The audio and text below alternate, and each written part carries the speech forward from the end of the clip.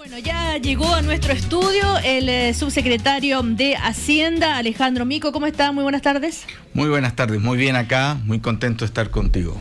Bueno, la idea de este encuentro con el subsecretario es poder explicar de manera bien aterrizada la reforma tributaria. Ahora, primera pregunta, ¿la reforma tributaria que nos va a explicar es la que se acordó en este acuerdo con la oposición, tal cual?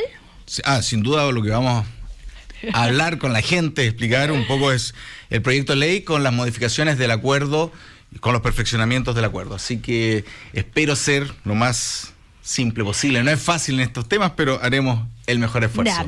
Nosotros le hemos pedido a nuestros auditores que nos escriban, ¿no es cierto?, a través de nuestro correo electrónico, también del Twitter, y hemos recibido algunas consultas.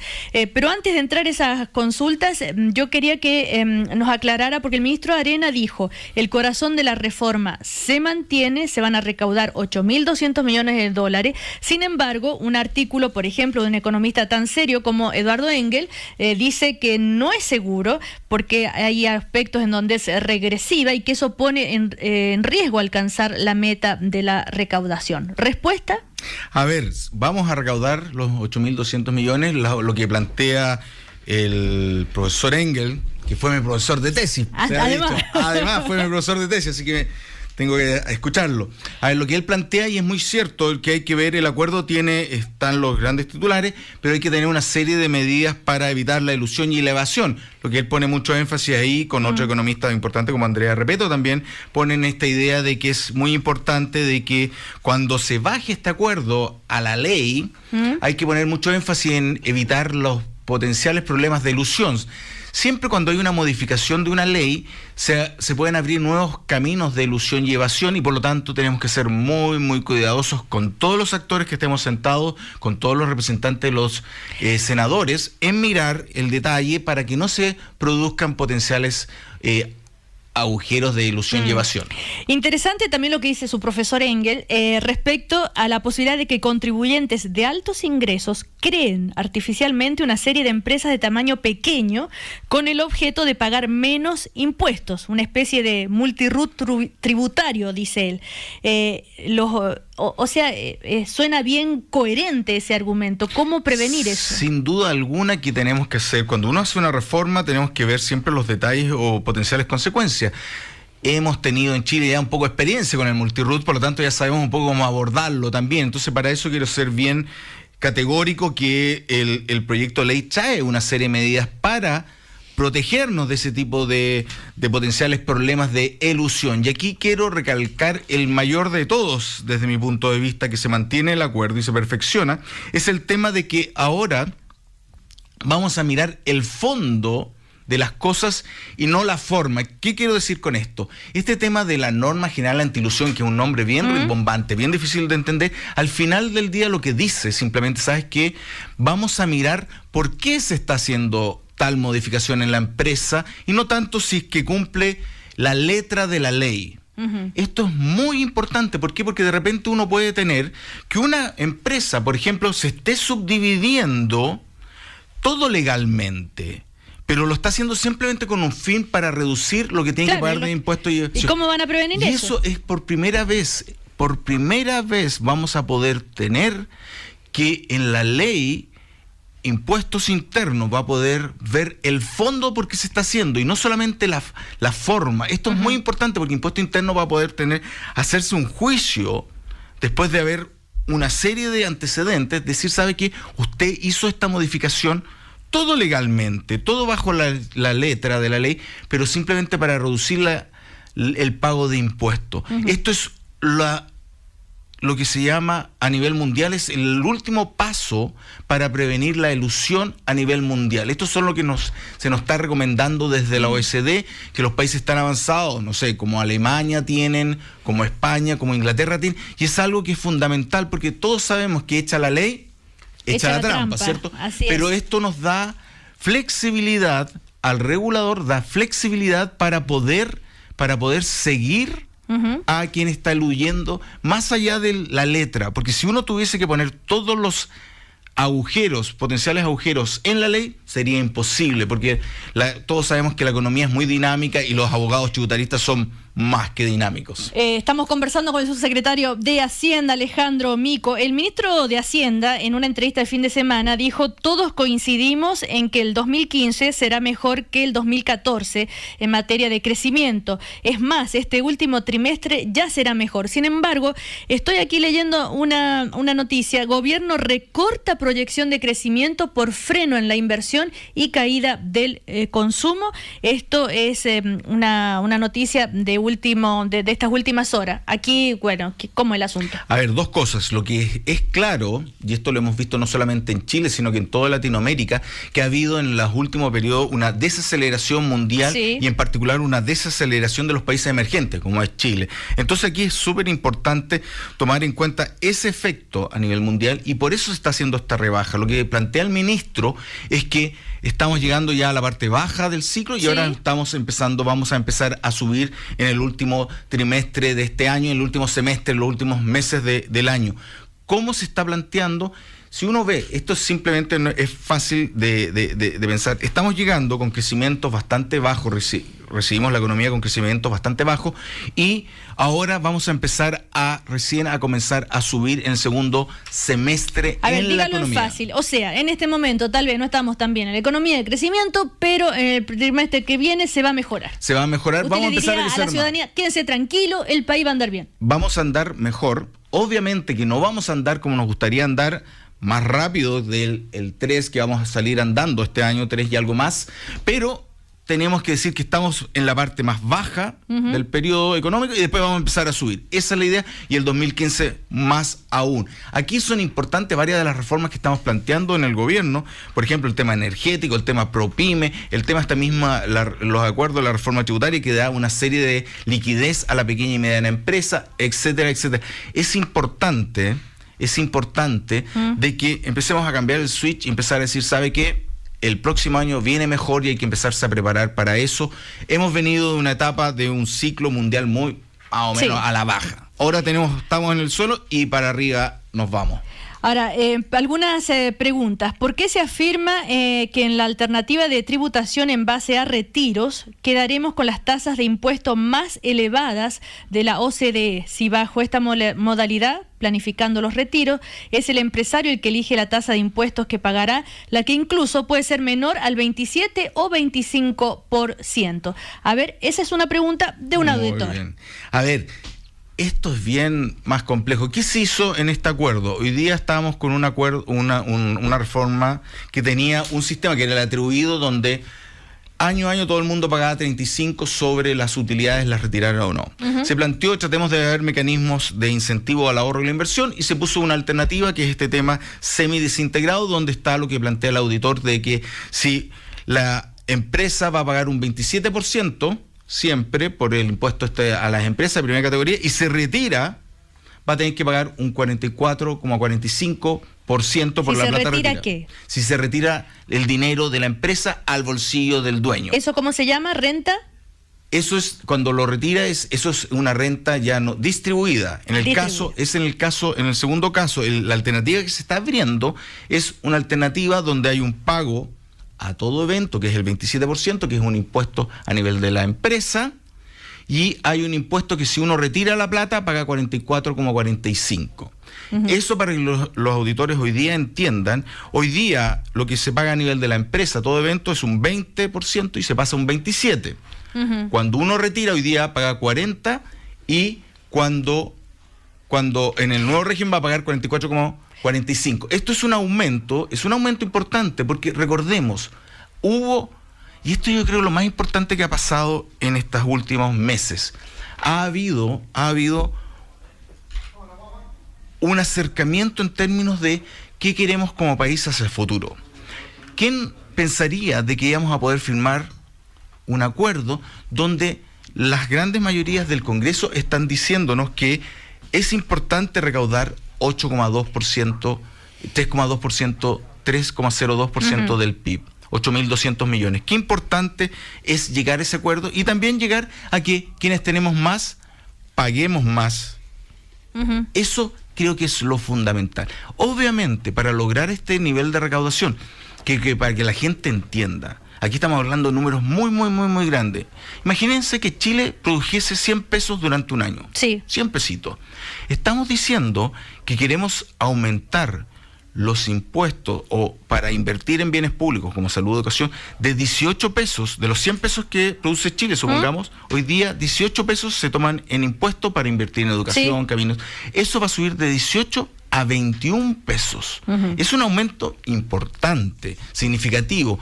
Ese es, yo creo que lo más importante de este acuerdo. Nos hemos puesto de acuerdo a que es necesario gastar más en bienes públicos. Claro, está clarísimo, y los que tienen más van a pagar más, etcétera. Pero hay otras indicaciones, otros cambios que pueden provocar que se las arreglen los que tienen más para no caer, ¿no es cierto?, en eso que ustedes están pretendiendo, que el gobierno pretende, de subir el impuesto para recaudar el dinero. Y de ahí entonces son las dudas. Otra pregunta, dice, dado que el protocolo plantea que las empresas podrán elegir entre la renta atribuida y el sistema parcialmente integrado, ¿no queda el sistema muy complicado? Porque, a ver, dice 4 sistemas paralelos: renta atribuida, sistema de integración parcial, renta presunta y el FUT para cuando los empresarios se lleven las utilidades generadas antes del 2017. ¿Tanta complejidad no se presta para problemas? Una cosa va a partir, el FUT desaparece, va a ser claro en este categórico, por lo tanto esa última alternativa no existe. A ver, efectivamente, los sistemas tributarios en general a nivel mundial son bien complejos. Ahora, en el caso chileno, lo que se podría decir que aumenta vis a vis a lo que hay hoy día es simplemente que las empresas más grandes, o todas las empresas que tengan contabilidad completa, que son las más grandes, más formales, van a poder optar entre esta renta atribuida o estar semi-desintegrado. El nivel de complejidad no aumenta. Entendamos un poco que el sistema actual chileno es bien complejo. Todo el tema del FUT es llevar una cantidad de registros. Me gustaría haber podido mostrar, si uno ve el FUT de una empresa grande, son páginas y páginas de planilla electrónica donde tienen que llevar una muy detallada información. Esto se va a simplificar de buena forma porque el FUT desaparece. Ya vamos a ver si realmente desaparece, pero esto de que puedan optar, ¿sabe qué, señor? Elija si usted quiere tributar con su renta atribuida o no. ¿Es como, no es un poco ingenuo? No, porque dos cosas. Obviamente es ingenuo si es que hubiese uno que fuese mucho mejor que el otro. Pero es simple para la gente. En el sistema atribuido se paga por la renta a nivel de la empresa 35%, independiente se retire o no. En el sistema semi-integrado se paga 27% si no hay retiro, y la plata que se retira paga 44,45%. Es cosa de ver simplemente que el 35% está entre medio de los dos. Al final del día hicimos el cálculo, porque la gente igual retira, hoy día se retira, para que la gente sepa, de 100 pesitos que uno tiene en el almacén de la esquina, la gente tiende a retirar en promedio en Chile como 33 pesos. Si uno hace esta regla de 3 simple, uno se da cuenta que los dos sistemas son bien parecidos en términos de tributación final. Lo único que la diferencia hay es que uno tendería a pensar que el sistema atribuido es mejor para las empresas de menor tamaño, cuyos dueños tienen un nivel de tasa de impuesto más pequeña. Son temas complejos, los de economía. Es muy complejo entender la reforma tributaria. Estamos haciendo todo lo posible aquí con el subsecretario de Hacienda, Alejandro Mico. Otra pregunta respecto al FUT. ¿Se acabó realmente el FUT? Esa es la duda, porque dice, la pregunta es que la única diferencia finalmente con el FUT actual es que el socio de las empresas puede descontar de sus impuestos el 100% del impuesto pagado por la empresa. Y con el nuevo sistema podrá descontar solo el 65%. Es decir, es básicamente lo mismo, pero el empresario paga un poco más, pero no desaparece totalmente. A ver, dos cosas. Por eso de ahí vino el futito y todo eso. Esto es bien complejo. Lo que está hablando ahí el auditor está hablando más del sistema integrado o no integrado en Chile. El sistema integrado es esta idea de que lo que uno paga en la empresa se puede descontar a nivel de la persona. Hoy día ese es un sistema integrado y en el caso chileno se mantiene en general, y en el sistema atribuido también lo mantenía, de facto lo mantenía. Eso es, y aquí quiero decir, el sistema integrado al final del día es el sistema más progresivo, Porque, ¿qué significa progresivo? Que quienes tenemos más, pagamos más. ¿Por qué? Porque hoy día un empresario pequeño, un microempresario, por ejemplo, lo que le estamos diciendo es, usted va a terminar pagando por lo que le corresponde a sus ingresos personales. Me explico. Por ejemplo, un microempresario que gana, no sé, 1 millón de pesos mensuales, sí, 1 millón de pesos que ya le está yendo más o menos bien, paga un 2% solamente de impuestos sobre esos 100 pesos que gana. Eso es gracias al sistema integrado, porque si no tuviésemos el sistema integrado, esa persona pagaría simplemente el impuesto de primera categoría, que hoy día es... O sea, subsecretario, usted puede decir, futito no, el FUT desaparece totalmente. Y eso es lo que está planteando el auditor, que es muy importante lo que está planteando él, es referente a el sistema integrado o desintegrado. Hemos optado por mantener el sistema integrado porque en el sistema integrado quienes tenemos más, pagamos más impuestos. Ahora, por favor, pregúntenle al subsecretario cómo él puede explicar que una pyme facture 2.400 millones de pesos al año. Yo tengo una pyme y no facturo ni siquiera el 5% de 100.000 UF. A ver, dos cosas. El concepto de pyme va de microempresa a mediana empresa, por lo tanto es un concepto bastante más amplio. Los beneficios que se le dan a la micro y pequeña empresa, que son del orden del 95% de las empresas en Chile, son bastante mejores de los que se le da a la mediana empresa en el proyecto, que son estas más de 100.000, que son claramente montos para la ciudadanía exorbitantemente grandes. Hemos querido dar también beneficios a la mediana empresa porque igual entendemos que también generan empleo y de alguna forma, si queremos desconcentrar la economía, es necesario que empresas medianas pasen a ser grandes para que agarren una parte importante del mercado. Uno de los temas que tenemos en Chile es que en algunos sectores tenemos ciertos niveles altos de concentración de la propiedad. Por lo tanto, lo que queremos aquí es facilitar que empresas pasen a ser más grandes, teniendo el resguardo de que vamos a evitar todo potencial elusión. Esos puntos que se han puesto sobre la mesa por distintos economistas son válidos. Esta reforma tenemos que hacerla tomando en cuenta que la elusión es un mal que tenemos que atacar y lo vamos a hacer. ¿Y cómo es que van a lograr eso si ustedes justamente aceptaron quitarle tanto poder al Servicio de Impuestos Internos, que era uno de los cuestionamientos de la oposición, sí, que los servicios de impuestos internos era así como todopoderoso, entonces se aceptó bajar eso? Lo que se aceptó fue cambiar el proceso, pero ojo, la atribución de impuestos internos, de ver una empresa y decir, ¿saben qué? Yo creo que aquí hay una simulación para hacer una elusión, la sigue teniendo. El único punto es que impuesto interno ahora va a ser el fiscal. Entonces, esa presunción la va a llevar ante un juez de un tribunal tributario y aduanero, y él va a juzgar si es que al final del día, como en todos los casos, si es que es o no es una ilusión y si es que requiere o no requiere una multa y el pago de los impuestos atrasados. Y aquí quiero ser bien enfático porque este punto creo que es el mayor avance que hemos tenido en la lucha contra la ilusión en Chile desde hace muchísimo tiempo. Nos vamos a poner en la punta de lo que son los países OECD. Subsecretario, ¿se puede venir una avalancha una judicialización del tema? No, porque, a ver, entendamos aquí que lo que buscamos es la elusión de lo que se dicen los peces gordos.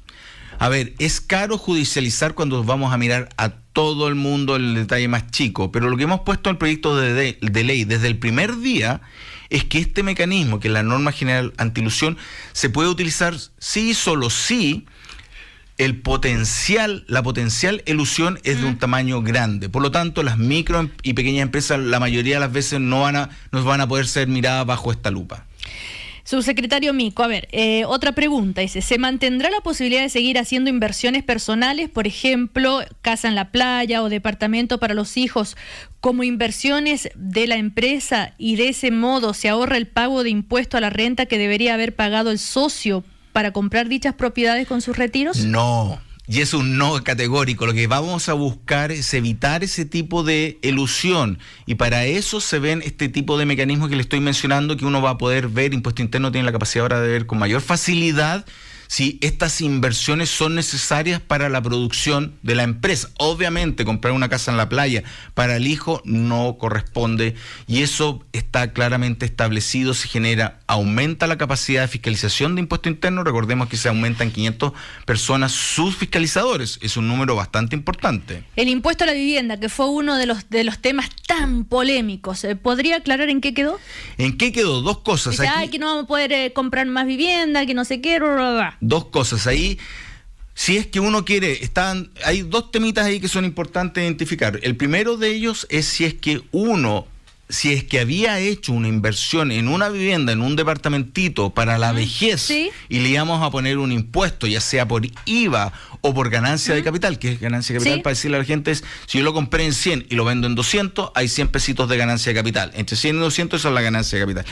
Quiero ser categórico que para la gente a pie, alguien que no es habitual, no va a tener que pagar ni IVA por la venta de su casa en la playa o su casa en un departamentito que haya comprado para la vejez, ni la ganancia de capital. Eso quiero ser clarísimo, que eso van a quedar completamente resguardados. Si usted hizo una inversión, le digo todo, una inversión de un departamento, por ejemplo, en el centro, se compró un departamentito de, no sé, 1.500 UF, le pegó el palo al gato y después lo puede vender, no sé, 1.500 son, estamos hablando de, no sé, 3 millones de pesos, y le pegué el palo al gato y lo puedo vender en, no sé, en 100 millones, esa ganancia está exenta. ¿Hasta dónde va a estar exento el pago de impuestos?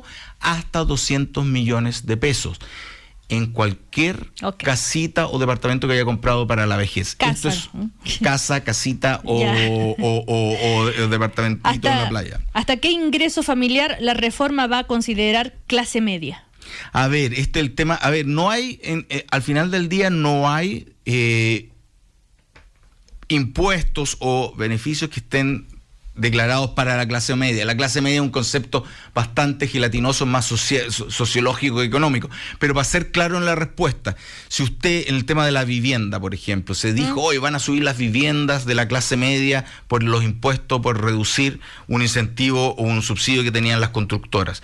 Aquí quiero ser bien categórico. Si usted está pensando comprar una casa, un departamento, de bajo 3.100, 3.200 UFs, una buena casita, ¿sí? Un buen departamento, no hay ningún cambio para usted. Solamente las casas o departamentos que tengan valores sobre 3.200 UF, que ya están mejorcita, ¿sí? Va a haber un cambio porque se le quita el subsidio que tenían las constructoras para esas viviendas. Solamente se le deja para las viviendas, todas las viviendas sociales se mantiene el subsidio, y todo las viviendas bajo 3.200 UF no se debiesen ver afectados los precios porque no se le hace un cambio en los beneficios que tienen actualmente. Esto quiero ser muy, muy categórico, porque no queremos afectar a esas familias jóvenes que quieren partir con un departamento o gente de clase media realmente, no sé, de la Florida, que quieren comprarse un departamento. Bajo 3.200 UF no se ven afectados. Otra pregunta, ¿las mineras pagarán más impuestos? A ver, sin duda las mineras van a pagar impuestos, ya sea en cualquiera de los dos regímenes que se apliquen. Imagínense que se apliquen al sistema que ha estado más en el semi integrado, que ha salido hoy día en la prensa y que alguna gente tiene temor de que va a ser utilizado o no para pagar menos impuestos. Hoy día, una minera al final de año paga un 20% por sus utilidades y el royalty que corresponde, que hoy día es de un 5%, pero a futuro va a ir de un 5 a un 14%, ¿ok? Esa misma minera a final de año no va a poder no pagar un 27% más el royalty del 5%, pasamos a 32%. Ahora, si repatria plata a su país de origen, en general las mineras son extranjeras, va a tener que pagar un 44%. Por lo tanto, es un aumento al final del día del pago de los impuestos que creo que es necesario para financiar la educación y la salud en nuestro país. Bueno,